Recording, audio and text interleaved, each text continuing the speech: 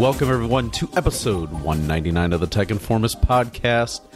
This is Kevin Harvell.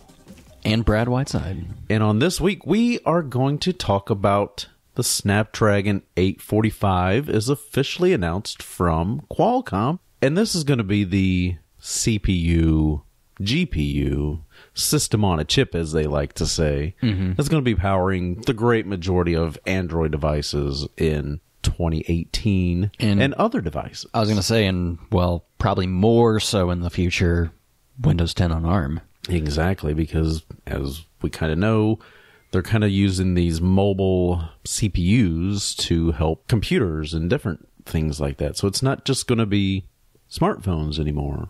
You know, I wonder if we get to a point to where like Surface becomes ubiquitous or some type of Surface-like product where you are always online in the aspect that no matter if you walk out your door and you're in your car or you're at home or whatever, you can always have that LTE option. Well, I think an LTE option on pretty much every tablet or something like that would be really nice to have. Obviously, you're not going to be needing to use it for phone calls, but there's plenty of business professions that would enjoy having that option available.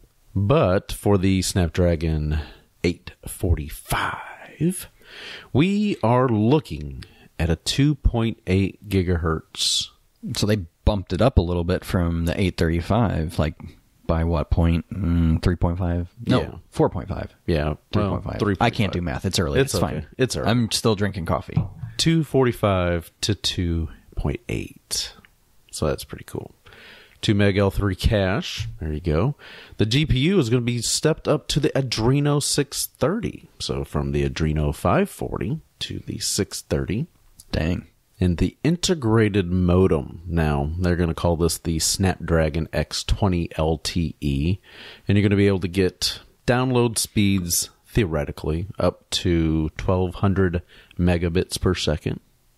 As opposed to the 1,000 in the 835. Yeah, so it's going to be stepping up some. So I'm presuming that is obviously going to take some advantage of the 5G networks that a lot of carriers are going to be pushing out. Starting with Verizon and AT&T or something like that? I think Verizon said sometime in late 2018 is what they were shooting for to have it somewhat widely available.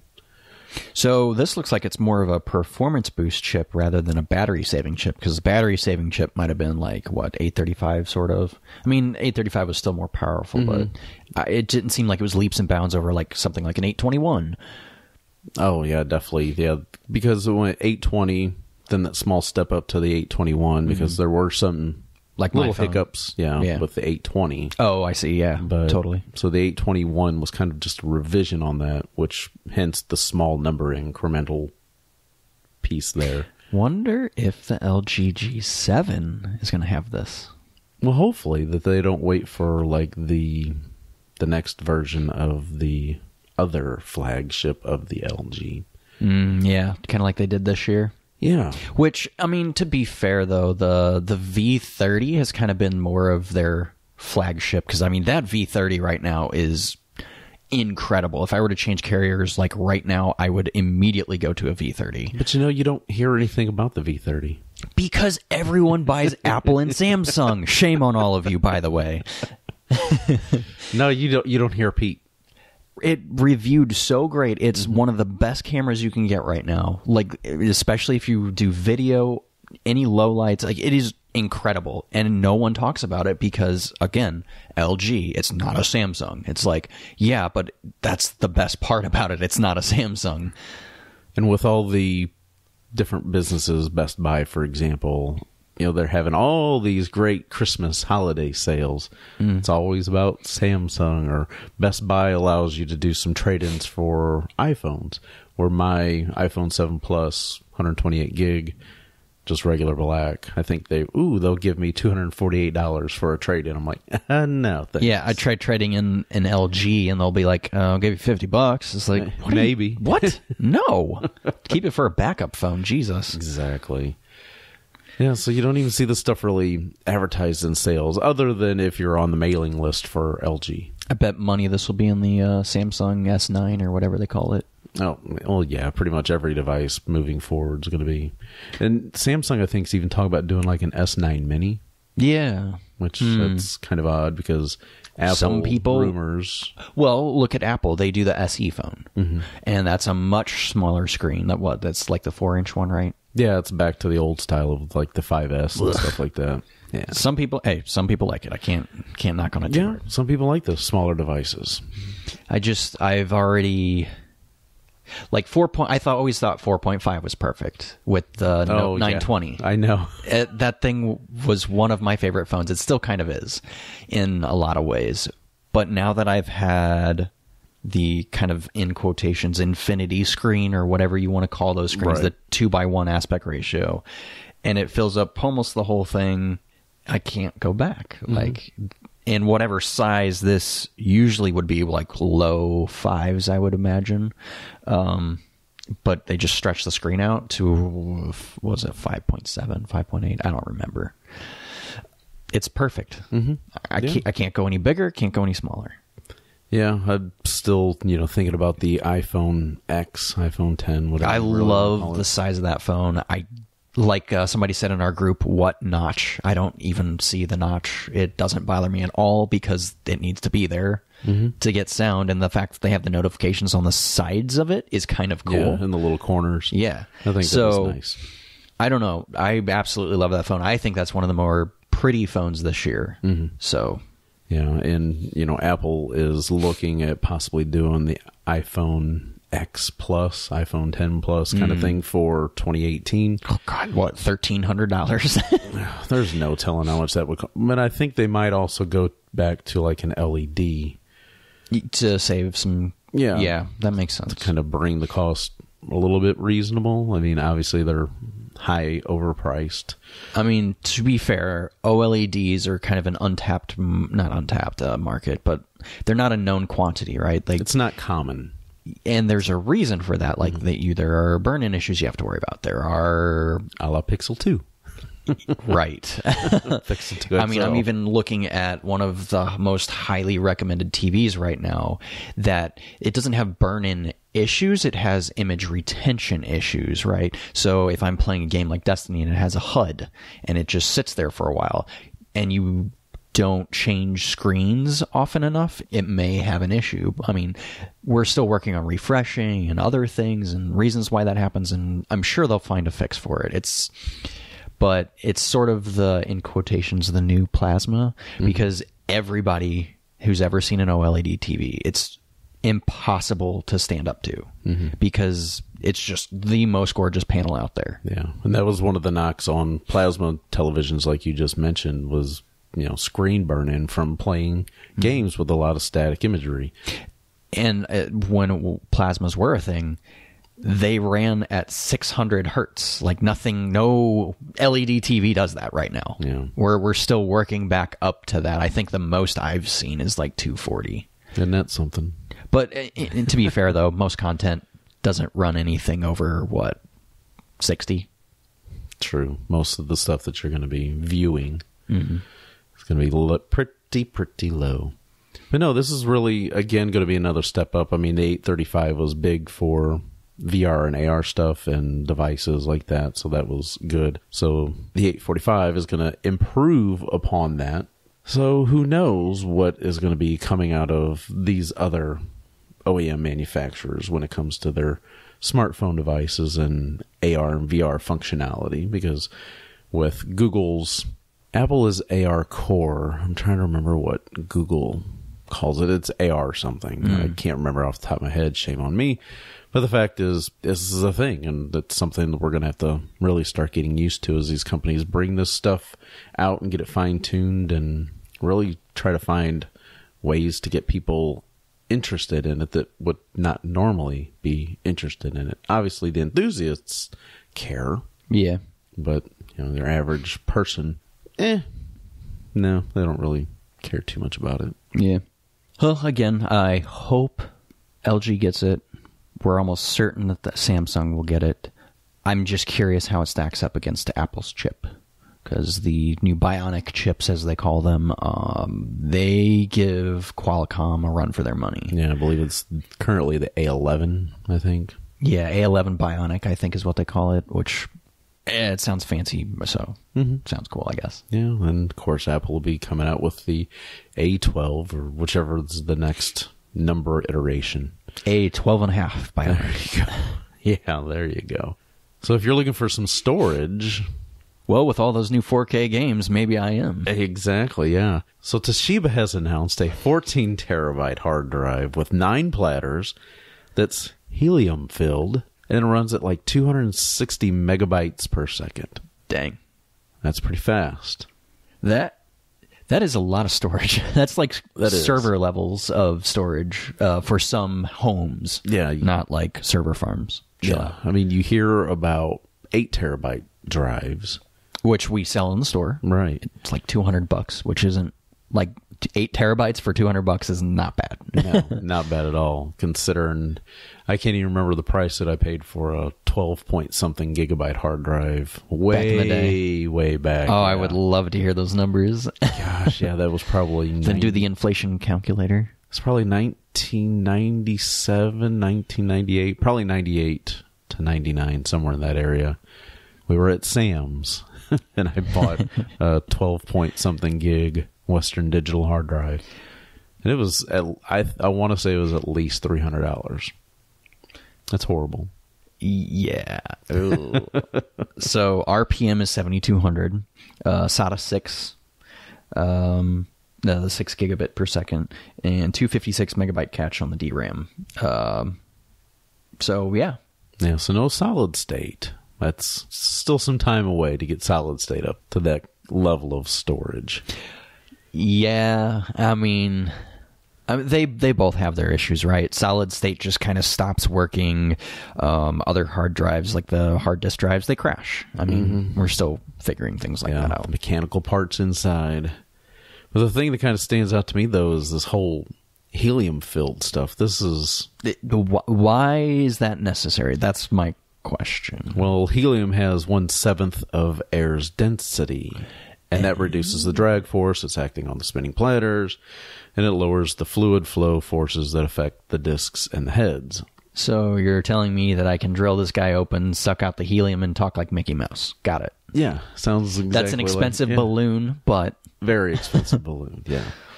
So Toshiba hasn't given any prices yet for this because obviously it's just announced, but Toshiba plans to start sample shipments of these hard drives in the coming weeks. So, obviously these things are aimed at cloud data centers. Well, let's think of it this way. So 8 terabytes is like $200, right? So what? We're probably looking $300? So 200. I'm thinking in that 350. Yeah, somewhere around there. Maybe just with this additional technology when it first releases, maybe in that 399 range. Just because this is a completely new technology, the whole helium and 9 platters, and because I don't really know how many platters might be in an 8 terabyte hard drive. Yeah, I don't know. That's a good question that I'm sure people can look up. If they would like to look that up, they can. But I would imagine like the ones that we sell are probably 2 separate drives, 2 4s that are connected together inside with however many platters is supposed to be in a 4. So these hard drives are supposed to be available like probably Q2. I think kind of like the end of Q1, end of Q2, somewhere around there. Yeah. So you're looking probably between April and July-ish. Something like that. Somewhere in there where they're a little bit more readily available. And man, I couldn't imagine having something like that in my computer. Well, I bet you said that like 20 years ago when you got the... I'll never fill this 12.5 or 12 point whatever. Little did you know that most phones would start at like triple that. 64. Yeah. That's just unbelievable. And I think they're also working on a 16 terabyte, which would be later 2018, early 2019. Late 2018. Man. 14 and 16 terabytes in your desktop tower. Oof. If that's what you really wanted to do. I mean, at that point, you're like ripping Blu-rays, you know? Yeah. So definitely be looking to have these, you know, go ahead and save them as a favorite. Things you want to be notified on Newegg or whatever computer component website that you like to shop at these days. I'm still kind of a Newegg guy. I've always liked Newegg. They Me always too. work great for me. And even when you don't pay for their premium service in St. Louis, typically they'll still ship it to you in 2 days. Yeah, because I want to say it comes out of like Memphis or something. Memphis is a big shipping facility for FedEx, I know. Either there or Kentucky. And again, that's like, what, 3-4 hours away tops? Yeah, it's not that far. This article from Anantech, whichever you would like to pronounce it as, says these drives likely feature 9 1.8 terabyte platters. Unless Toshiba can manage to squeeze 10 lower capacity disks into the industry standard 3.5 form factor. Squeezing all that little stuff in there. That doesn't sound like a good idea. No, it doesn't. But man, that would be awesome. So you can kind of get the 8 terabyte on Amazon right now. That I don't think has the helium filled stuff. And they're 8 terabyte with a 6 gigabits per second, you know, transfer speed, I guess. 7,200 RPMs. Yep, 128 meg cache. That is $250. But you can save $40 off instantly if you get approval for the Amazon.com store credit card. It's a save right there. I mean, that's not bad. Obviously, that's a higher performance drive. It's an internal probably. drive. That makes sense. It's probably spins faster than the one that we have at the store, which I would imagine is 5,400. I could be wrong, though. I don't know if it actually states it on the box. Most of the time, when they sell them in those external drives, they don't state them. And typically, they're 5,400 at that point. Yeah, typically with an external drive, you're not necessarily looking for speed. You're just looking for size. Yeah. You're just looking for capacity. I mean, I look for speed, but... Right, yeah. But the average person probably walking into Microsoft Store or anywhere else, like, I don't really care how fast it is. I need all that storage for my photos and my movies and stuff like that. Which, while we're on the topic of storage real quick, my goodness, the Xbox One X loads things fast. It does. Yes, I'm enjoying that. Although whenever I start loading 4K textures instead of 1080p, that might change. What have you noticed specifically is, wow, this is such a nice improvement over your 1S. And this is without a 4K TV. Right. So definitely loading fast. Destiny just got a 4K update, and I think it up-resed or super sampled a lot of that stuff. And I was looking at the game like 2 days ago, and I'm like, good night. Like, this game looks so good. Oh, yeah, they did the update. Oh, yeah, it's super sampling. Like, I just had to remember that. Yeah. And beyond that... Have you noticed any difference watching Blu-rays or anything like that? Well, we just watched one last night. I launched the app for the first time, so other than starting it up for the first time, no different. Okay. Literally everything seems the same. But again, it could just be because of the TV. Right. The source you're looking at it through. Sure.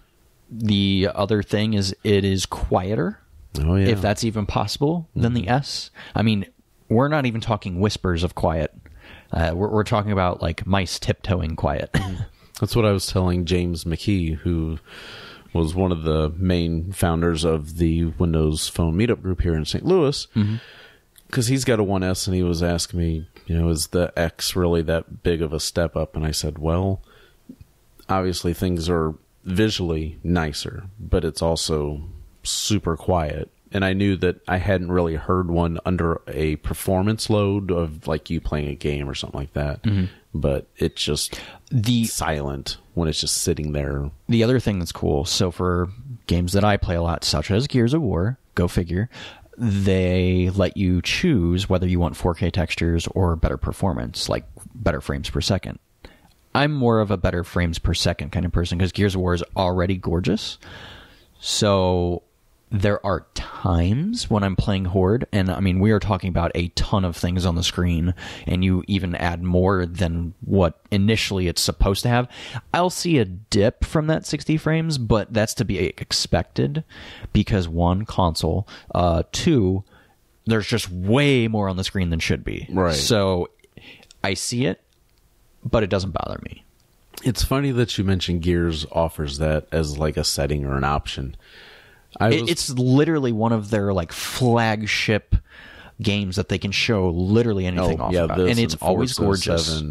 Gears is just like almost like a tech demo that works good. And plays fun. Yeah. Because it's funny that you mentioned that, because I was playing Twisted Metal 4 on the original PlayStation, and something similar to what you just mentioned is actually an option on there. That do you want the visuals to focus on gameplay, or like refresh or something that it had. There was a graphical option to choose. You want it to have better gameplay or like smoother or something like that. I think all games should have that. Yeah. Because maybe I don't have a 4K TV and I want to focus on frames per second. Yeah. Because that's something I can visually see. Whereas somebody who has a 4K TV is like, no, man, I want to see that HDR, crisp, super pretty image. Frames per second can just, stay over there in the corner. Another thing, too, with PlayStation, I picked up a PS1, so that's like the slimmed down version of the original PlayStation. And I replaced the disk drive. Okay. Just replace the entire component inside. It's like $22 off Amazon. Nice. And it took like 5 minutes. You pull out 6 screws out of the base, take the top piece off, undo one ribbon, unplug one cord, and just put it all back. And boop, there you go. Just remove the little rubber grommets from the original drive and slide it in and put it back together. It took like 5 minutes to do all that, and it works like a champ. Nice. That was a very simple repair. I would have never thought that would be that easy. I'm just glad that there are still things out there for those old retro things that easy to repair. Yeah, and then this came in, new packaging. It was a brand new drive. I forgot the name of the company that makes it, and I could put the link or whatever in the show notes off of Amazon. And I mean, it came as, specifically made for this. Nice minimalistic packaging and stuff. Just a regular little cardboard box with, really nice print and stuff on it. And it was packaged nice and plastic and everything, so it wouldn't get crushed. But yeah, it's a very simple fix. Speaking of Sony, I hear they have sold a few more consoles. Yeah, speaking of the PlayStation. Yeah, so approximately 70 million PlayStation 4 consoles and 2 million VR headsets. So, what, an extra million this year versus last year, I guess? So about 1 million a year for the VR, which this is why I think VR isn't quite worth it yet. Like, VR is nothing to, bat an eyelash at. That's pretty impressive. But at the same time, being the entry-level VR system and only selling 2 million after 2 years, that's why Microsoft hasn't gotten the game yet. They're still testing. They're still letting everyone test the waters. They don't want another Kinect situation, I would imagine. Yeah, that's very true. Because obviously, in my opinion, it seems like 2 million PlayStation VR headsets. That's a little higher than I expected, actually. I didn't even think they would have sold that many. Because you see them everywhere. They've been really easy to get, in my opinion, since they launched. Yeah, and really interesting thing, not a Sony fanboy told me, but somebody that had a VR Sony headset. He was like, oh, I have it, but it's not that great compared to what he saw in the store. And I was like, well, why? I'm actually curious. I've never heard a Sony person tell me why they didn't like it versus a Windows product. And he's like, well, because the way Sony tracks the headset and the controllers, you can't physically turn around behind you, because once you do that, it loses all of the tracking. Right. The camera then can't see the little outlined white lights on the controllers and the headset. I'm like, oh, that changes everything. Right. Because I can't imagine doing VR and not being able to look behind me now. That precedent's already been set for me. Right. But I'm a little spoiled and get to do that stuff in the store all the time. So. Right. Yeah, you do. And out of those 2 million plus approximate headsets, they've actually sold 12.2 million PlayStation VR titles. So that's pretty good. Yeah. I mean, that's and pretty good attach rate. A lot of the VR titles are already, they're just tie-ins to other games that exist already, like the Star Wars, the Resident Evil one. There's going to be Fallout and Skyrim launching and within days from us recording. So I think Harmonix has got the like Rock Band stuff out there too, all that. But I think it's pretty good. Obviously, the PlayStation 4 has sold more systems than the Xbox One has, surprisingly. We don't have like any updated concrete numbers of any kind. Because the last numbers we have really for the Xbox One is like 26 million back in as of like January 2017. I still think it's 2-to-1, maybe slightly more than 2-to-1 at this point. Especially with the X launching and the S being so much cheaper, people are starting to like go cross-platform a little more because they're like, okay, I have a Sony, I have a PS4 Pro, or whatever. I want to test the other side of the fence now. I want to get an Xbox again because maybe I miss those 360 days. So I think they're just a little bit better than 2-to-1, but I'm not sure by how much because again, we don't have concrete numbers. It's just still kind of funny to me that how the internet holds on to things for the fanboy wars. Yeah, that and the fact that each generation it plays kind of the flip-flop on who is the higher. It kind of does seem to be that way. Because with the original, okay, so we go PS2. Obviously, everyone had a PS2. That was like, what, the best-selling console ever? Yeah, like 155 million units, I guess, across both the original fatty and the slim version. God. So obviously that sold a lot better than the original Microsoft Xbox. Then the next gen, you have the 360 was the leading seller over the PlayStation 3. Yep. For a long time because it was cheaper. And then we decided to do that thing, and that happened. Of course, that was a particular individual that doesn't work at the company anymore, and I think Phil Spencer's doing a fantastic job.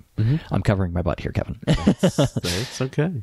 So obviously the PlayStation 3, while nice, it just didn't go as well as the Xbox 360 did, and then now this generation, the PlayStation is back on top.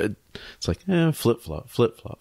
Who's gonna... It's very possible it could flop again next generation, assuming that we have another generation, which I would imagine when they would, because when you get a new generation, that's the time when people consider the other option.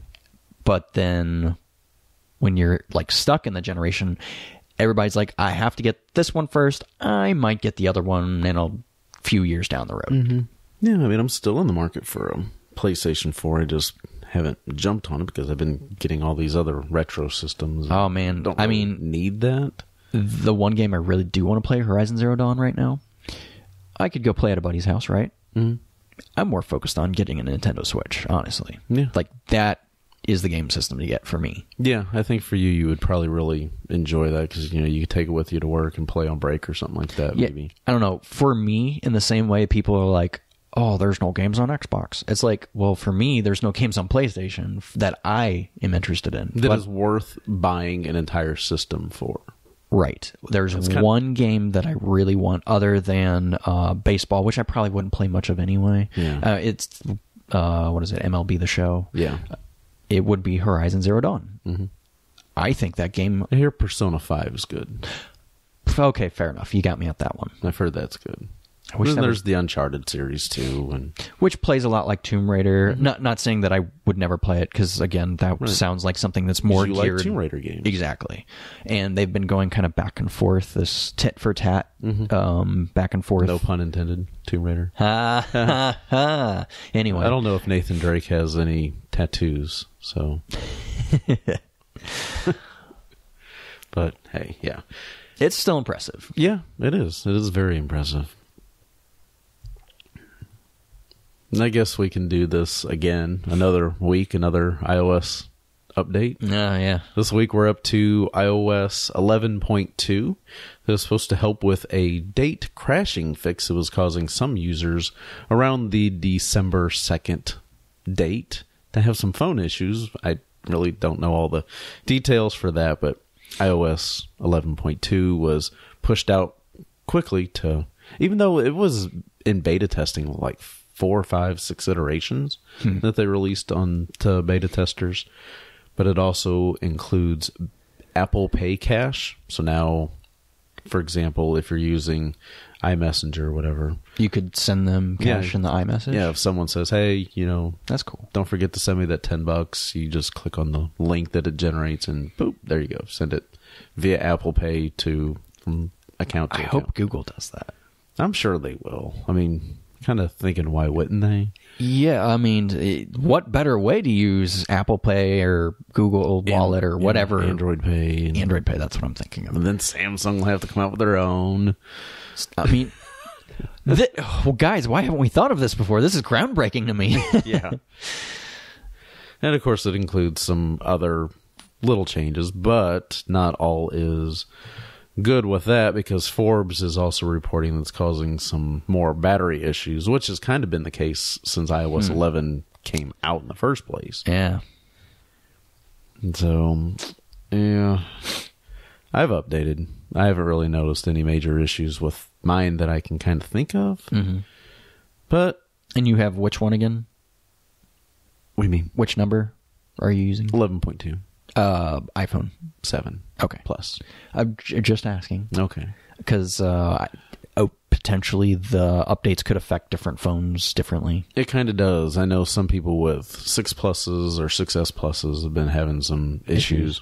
Because they, Forbes put out some different tweets and stuff that people have been complaining to Apple support on Twitter, which is @AppleSupport, that today my iPhone 6 battery on iOS 11.2 lasted 3.5 hours. Do you guys have any other explanation than feeding with this bull stuff about battery save mode and me using my apps too much? My phone's 3 months old and you guys made it unable to use. And someone else said, updated to iOS 11.2, battery keeps draining at a rate higher than 1% per minute. Well, that's not very good. If you're going to be down to 40% in about an hour. Yeah, that's really bad.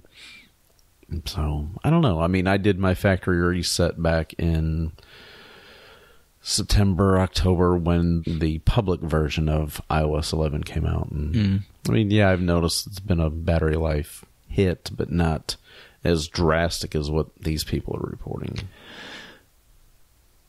Well, guess we'll have to wait and see. I just find it interesting that every time you get about 2 generations out from where this update is intended for, it starts breaking their older phones in probably the same way that Windows used to do that.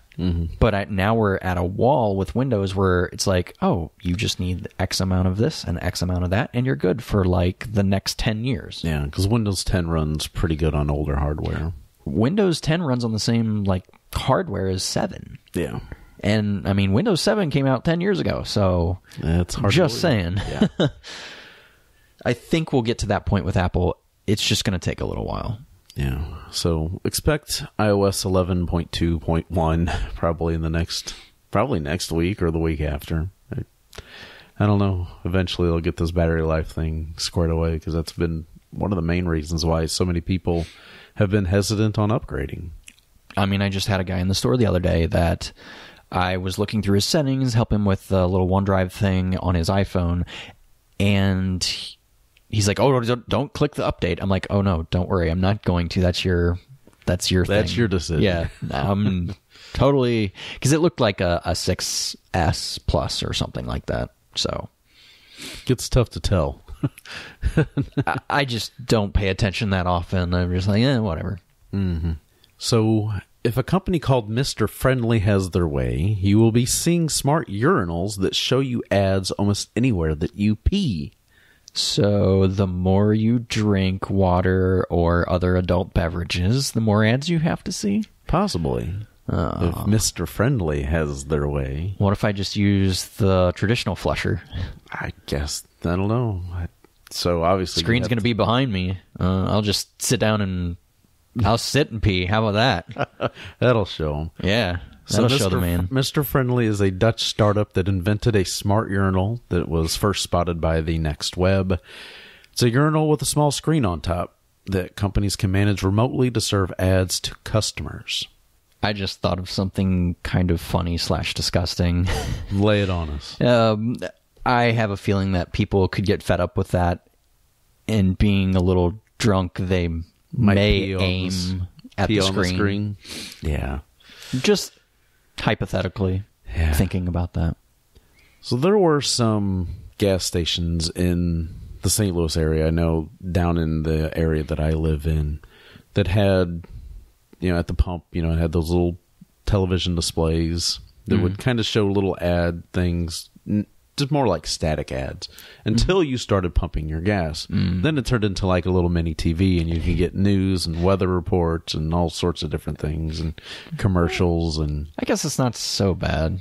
So I guess this is kind of the same thing, that as soon as it senses that, hey, somebody's peeing, what ad we going to show?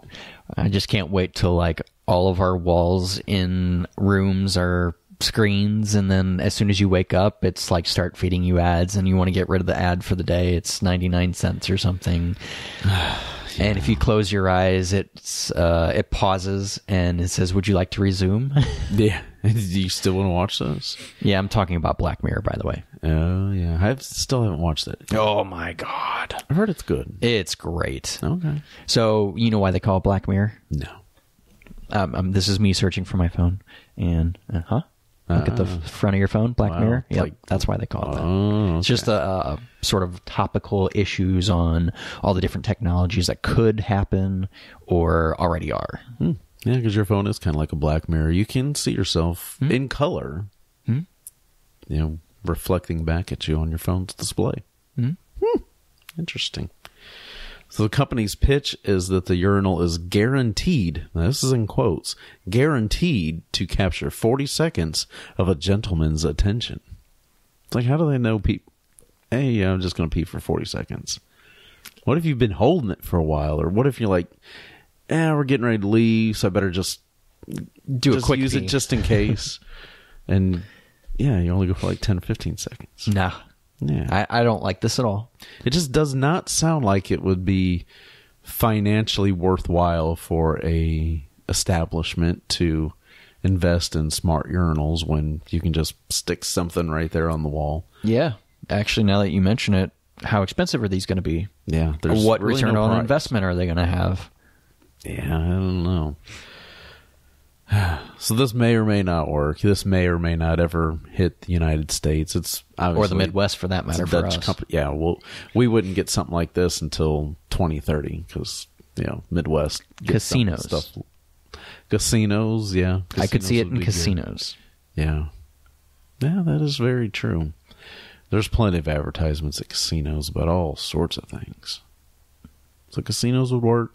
I just don't think a drinking establishment would make sense because you don't really have enough time, and for some strange reason, guys just like to talk and stuff when they're in the bathroom. Like, no, I'm here to use the restroom and go, dude. I don't need to say, man, this place is great. No, I don't need to be. I don't need to have that conversation. Well, the water sure is cold. Yeah, and it's deep too. Oh yeah. Yeah. Yeah. All right. Yeah. How about those sports teams? Yeah. Whatever. Good old sports ball. Speaking of drinking, Anheuser Busch has decided that they have reserved 40 electric big rigs from Tesla. So this is kind of important, especially to the St. Louis area, because there's a big old brewery here in St. Louis, Anheuser Busch. Large distributorship out of the St. Louis area. I'm excited for this. That might mean that we could see Teslas sooner than a lot of other cities. Other markets, yeah. Which is kind of amazing for the Midwest, because typically we're, I don't know, I feel like a couple years behind on a lot of things. Or months. It really depends. But 40 is a pretty decent order for something that really has never existed before. Yeah. That's I mean, that's kind of, that's not testing the waters at this point. That's more like strongly interested, you know? Yeah, I think it is very good, just because obviously it shows they've got a little bit of faith in Tesla and what they're putting out with the Tesla Semi. Well, I mean, imagine Elon was just talking how they've got the mega chargers coming, you know, being able to go on 500 miles for, you know, however long you need to go. At some point, the truck might drive itself, so you could actually sleep while it's driving, and you're just kind of the tender of the truck. You just take care of it. You make sure it gets to the right location. You make sure everybody signs paperwork, that kind of thing. Make sure the load doesn't get stolen or hijacked. Mm-hmm. For example, St. Louis, obviously, like the main home for AB InBev when it comes to the AB side of InBev. Yep. To Chicago from St. Louis is 302 miles. That's definitely a one-way trip and then a little some. Right. So obviously you're going to get to Chicago, you're going to top off, come back. I was going to say top off while you're unloading, just like Elon was talking about. And then at that point, yeah, just turn around, come back. Kansas City, 234 miles. What about Denver? Because Denver's a pretty big beer city. Mm-hmm. So to Denver, that's 849 miles. So you would have to stop like halfway. Somewhere, yeah. I mean, that's, 10-hour drive anyway? Yeah. So you would probably stop 12 in hours. Kansas City, 200-something miles, just top off. Then you could make the final run straight over to Denver. True. Charge. Repeat. Yeah, because I don't know where you'd stop after Kansas City. No. That would have a mega charger. But then again, maybe you could get better miles per kilowatt hour, whatever, how they're going to classify that as. Well, and all because those Kansas being relatively flat, you might be able to get good distance on that, maybe like an Econo. Well, a lot of those miles are based off of fully loaded trucks. So we're probably underselling it a little bit. You could potentially go to Denver on maybe close to one charge, depending on the sizes and weight of your load. Right. It's really good that, Anheuser Busch has bought in, Walmart has placed an order or put down deposits, and the deposits now are $20,000. So that's $800,000 that AB's put in. I mean, to them, that's a drop in the bucket, per se. Yeah, I mean, they're big mega corporations, right? So I'm just glad to see that, a lot of these companies that are trying to go green, such as Walmart or even the beer industry, that they're actually investing into it, because that could change the game for shipping. And as we all know, there's a certain other company that loves to ship things all the time, Amazon. I mean, imagine if their whole fleet were these at some point. That may make shipping cheaper. Yeah. If Amazon or at least level it off where it's not going to keep going up and up and up. UPS. You always see UPS semis running around. You see the post office running shipments from bigger cities to St. Louis. They don't ship everything by air. A lot of that stuff is just driven on the road. To get those organizations to buy in on this. But Anheuser Busch obviously is wanting to make a commitment to helping to reduce the carbon emissions because, there are a lot of beer trucks that run all over the place to deliver that stuff. Yep. I think it's good that they're doing that. And obviously more and more companies are paying attention to this. Some big names in the shipping and logistics industry like Ryder, DHL, trucking industry folks are actually watching this too, obviously, because that really does affect their bottom line. And yeah, I can't imagine being a diesel truck maker right now. Like, I would be terrified. Yeah, Kenworth, Peterbilt, those companies. Yeah, any Freightliner, Mack truck, whatever. I'd be terrified because Tesla is not afraid to make basically anything right now. And that should terrify a lot of the old-timey, 100-year-old technology of gasoline and diesel companies. I would imagine what's next will be airplanes. Maybe. I'm thinking more short-term, we're going to see a pickup truck from Elon, and it is going to be the most badass pickup truck you've ever seen. Yeah, maybe like a Jeep Hummer style vehicle. I mean, I know there's the SUV. All I know is it has to outperform any truck on the market, like every truck on the market in every way. Just the same way the Tesla truck did, just the same way the Roadster is showing. Otherwise, there's no conversation to be had. Yeah, I mean, they're already proving that the Tesla Semi is going to be able to pool, the load and be more efficient. Much more efficient. Yeah. I mean, full load up a hill, 65 miles an hour versus 45 for like a diesel. That's crazy. Yeah. That's definitely going to make a lot more commuters happy, because you always get stuck on those certain on-ramps that are up a hill, and you're like, man, I'm the one getting stuck behind the semi going up this. But yet you get behind a Tesla Semi and it's leaving you because your little four-cylinder can't keep up going up a hill. Yeah, we'll see how this all works. So kudos for Anheuser Busch InBev, AB InBev, for getting on this. It's good.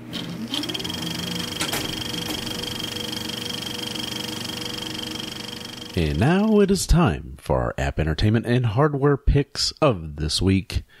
I'm going to let Brad lead off here because he's got something that's very interesting here.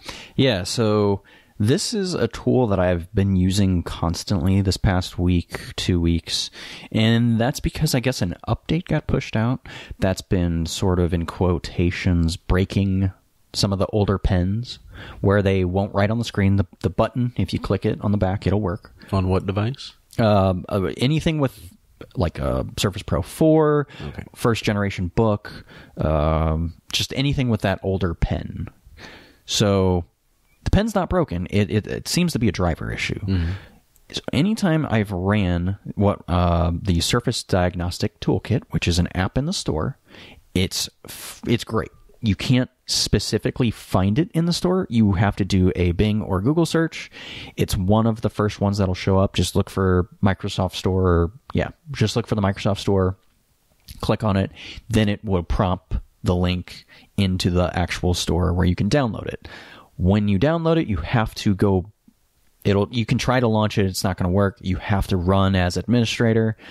Once that happens, you just type in the issue you're having. So I just always type in Surface Pen, just 2 words, Surface Pen. It goes through its little checking for updates.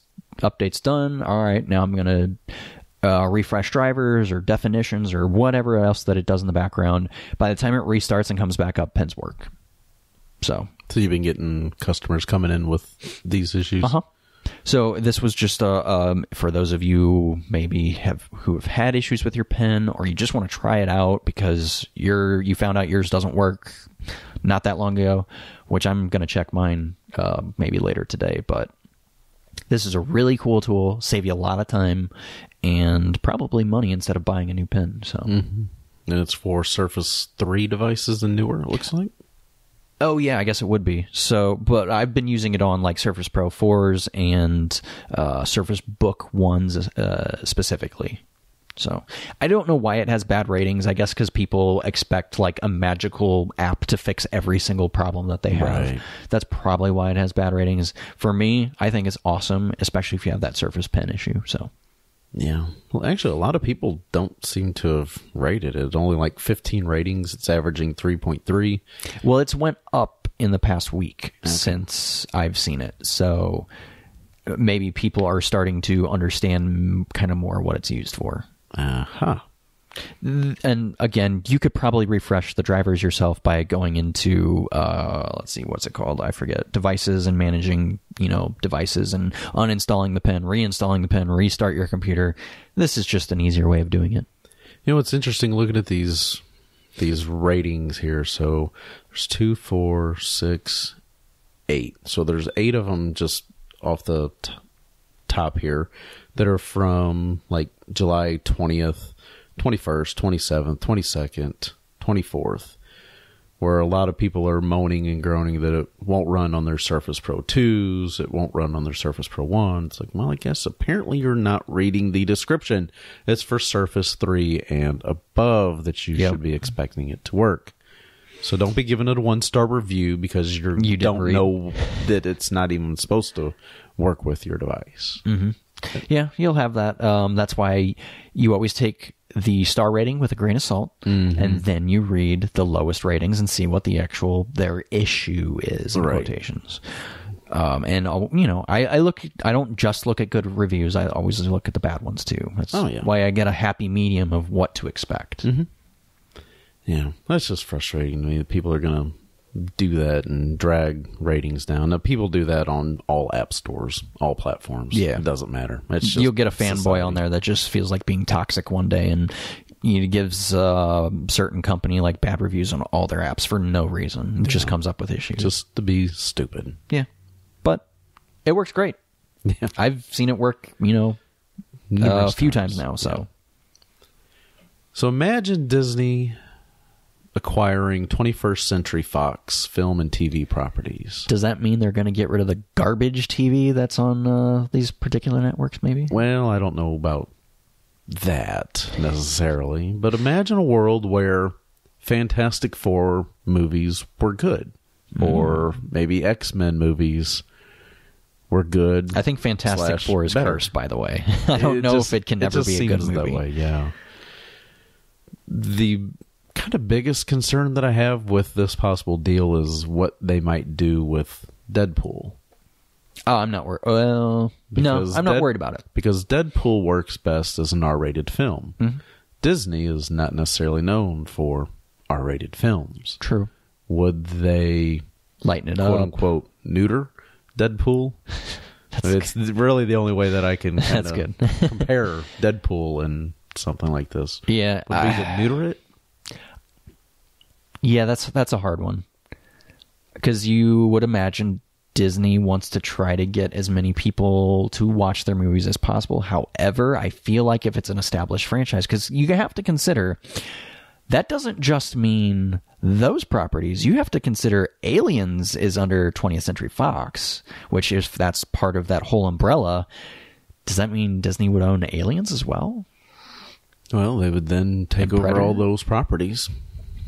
I'm all for it. Let's do it. Yeah. Maybe we'll have aliens in Magic Kingdom. There you go. Yeah, an alien-themed section of the theme park. So, a fun fact. Alien Encounter was originally supposed to be Ridley Scott's Alien, but they found it too scary, and they dialed it back a little bit, even though it was still too scary for a lot of people. So then they had to dial it back more and get rid of the ride completely. Or rather, experience. I always hate when they maybe we'll see it come back. Maybe in its original iteration. Who knows? Yeah, so a new report from CNBC says that Disney and 21st Century Fox, quote, are in fact closing in on a deal, end quote. And the deal could be announced as soon as next week. I'm going to be watching this. The FTC could also try to block it. No, they're busy right now. Screwing everything else up. Yeah, who knows what they're gonna do. But I think it would be really kind of nice. Disney would get Fox's 30% stake in Hulu, which Disney already has a 30% stake in Hulu, so that would give them a majority. Yeah, 60%. What if that happens and Hulu has exclusive rights for Disney at that point? Right. That may change. Because you mentioned last week during our net neutrality talk, if net neutrality, all that goes through, would Disney even bother continuing on with their own independent streaming service? Because then they could just kind of say, well, we're just going to let it be Hulu because we already kind of have it. Yeah. That would be a great way to just flood the market, and then Hulu just essentially becomes Disney and everything else. And then you have to consider this, like, they own ESPN. They'll also own Fox Sports of any kind. Yeah. So would they own all the sports stuff? Like Fox Sports, Midwest, etc. Yeah.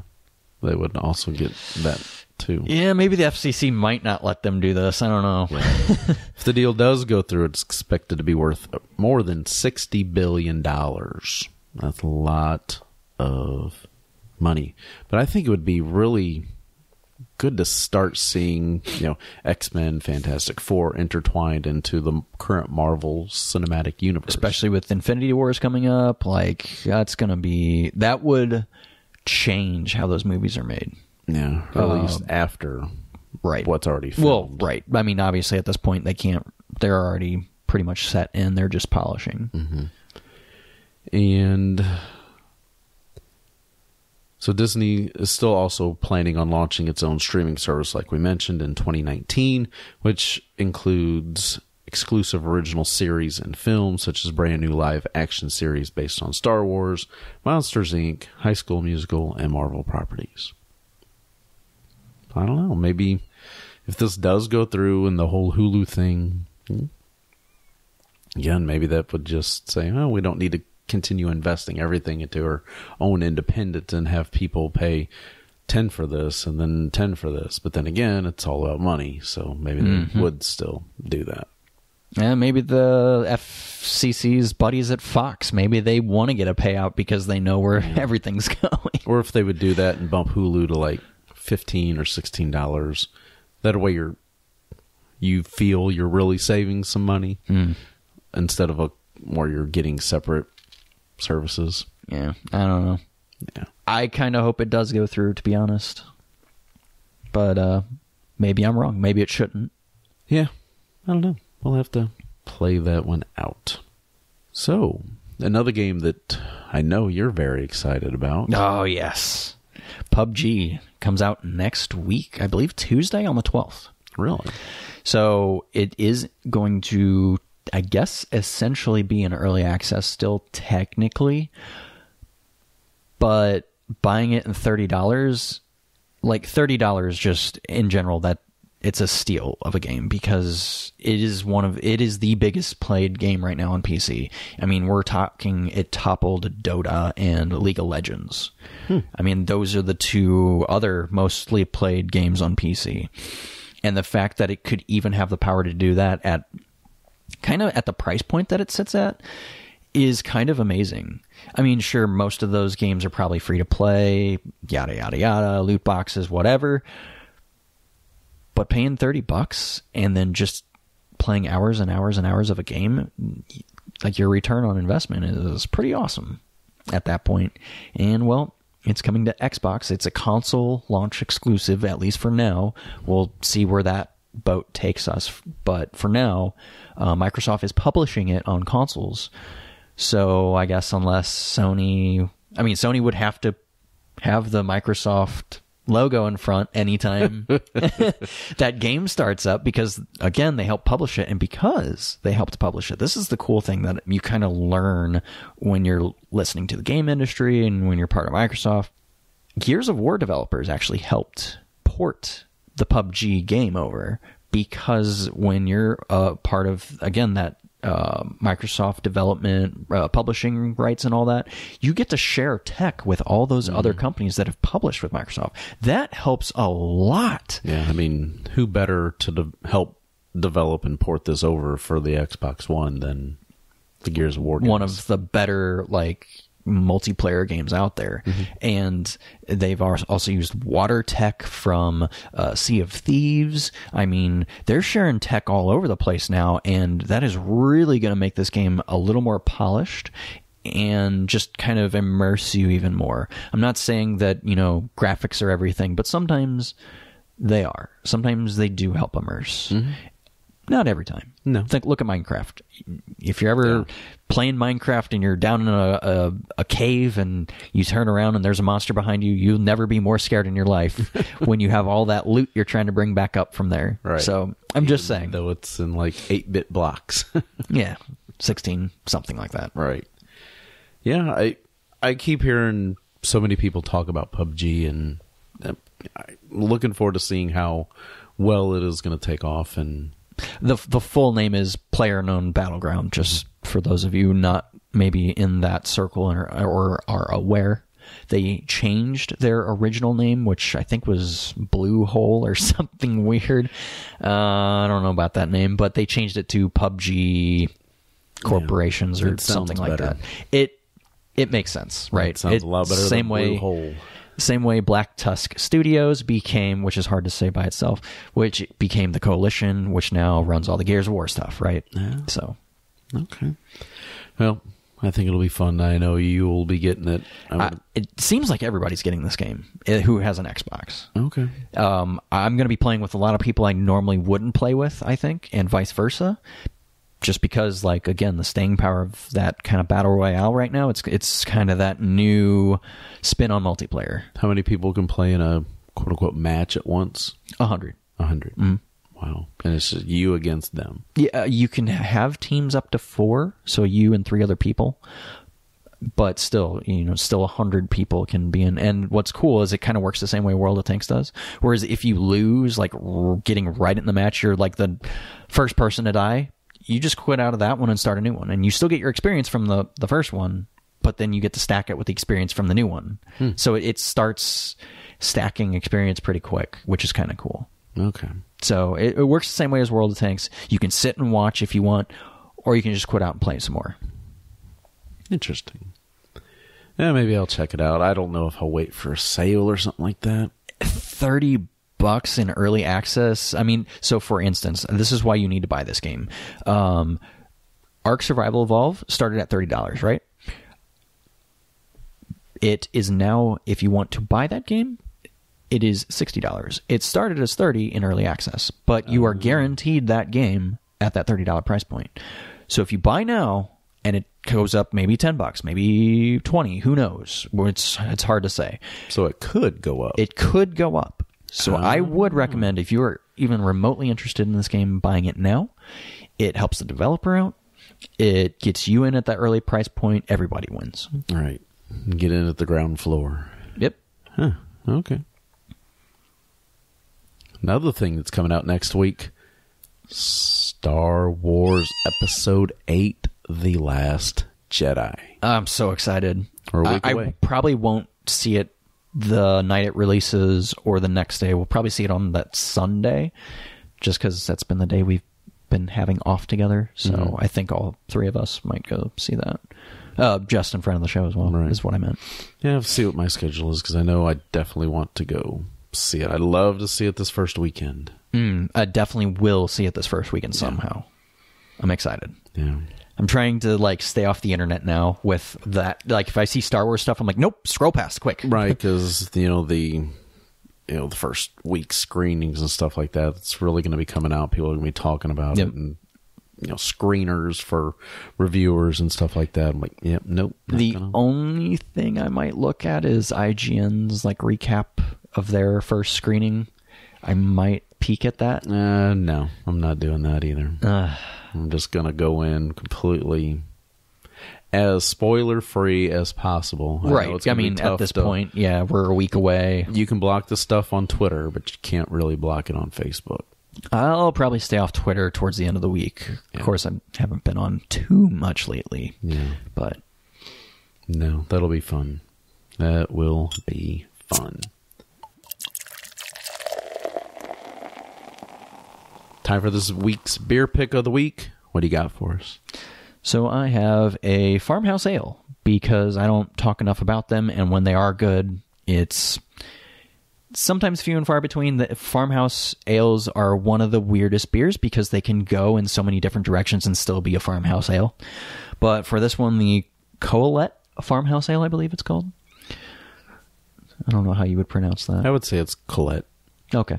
So Colette farmhouse ale from Great Divide Brewing Company, which is in Colorado, I believe. 7.3 ABV with 35 IBUs. But the interesting thing about farmhouse ales is, again, they can go in so many different directions. This one is such a complex flavor that it's hard to pinpoint what it actually has flavors of. Some people say fruit, others say honey, others say certain different aspects of it. I mean, this particular one just reminds me why I love Farmhouse so much, and why you should give them more than one shot. I believe Schlafly does a Farmhouse IPA, That thing is fantastic. I thought the Tasmanian IPA was the best one they made. It's a close tie. To me, the Farmhouse was just a little bit above. Yeah, it's so good. But again, with farmhouse ales, they can range in color, cloudiness, taste, sourness, like just so many different aspects of this particular brew can go in so many different directions. Almost like on the color wheel being in the center. Like it can go in any direction. So it's a weird one for that reason, but I highly recommend picking it up. You'll probably be able to find it in cans easily. Pretty much everything that comes out of Colorado is in cans because, well, number one, they ship better, faster, easier because aluminum's a lot lighter than bottles, and two, it's more environmentally friendly because aluminum's easier to recycle. So yeah, it's more compact and you don't have to worry about cans breaking. Yeah, like models. Right, you can stack things better. Yeah, if a can breaks, it just kind of busts open and just everywhere, you know. Whereas if a bottle breaks, you have to worry about the glass and the liquid. So one last little closing comment. I do want to, let everybody know and just hope everybody's being careful out in California with these crazy wildfires going on again. Yeah, I've seen some, in weird ways of saying it, amazing, crazy pictures of that hillside on fire while these people are driving, like, sort of towards it. It's like, it's like don't driving know to death or about something. This. Yeah, I think I saw a meme already. It's they're like heading towards some place, and it had one of the street signs overhead, and it said "Welcome to 2018." That's kind of how I feel right now, but I don't know.